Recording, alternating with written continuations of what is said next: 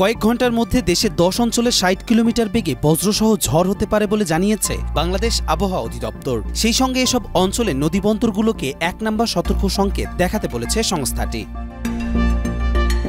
25 মে বাংলাদেশ আবহাওয়া অধিদপ্তরে দেয়া তথ্য মতে সন্ধ্যা 6টা পর্যন্ত দেশের অভ্যন্তরীণ নদীবন্দর সমূহের পূর্বাভাসে এ তথ্য জানানো হয়েছে।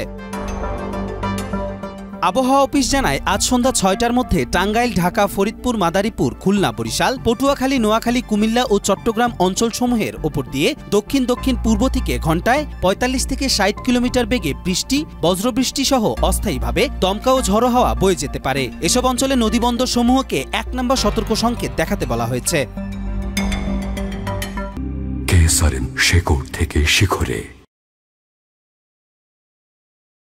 সকালের পূর্বাভাসে আবহাওয়া অফিস জানায়, আগামীকাল সকাল 9টার মধ্যে রংপুর, রাজশাহী, ময়মনসিংহ ও সিলেট বিভাগের অনেক জায়গায় ও ঢাকা, খুলনা, বরিশাল ও চট্টগ্রামের বিভাগের কিছু কিছু জায়গায় অস্থায়ীভাবে দমকা হাওয়া সহ বিদ্যুৎ চমকানো, হালকা থেকে মাঝারি ধরনের বৃষ্টিসহ বজ্রবৃষ্টি হতে পারে।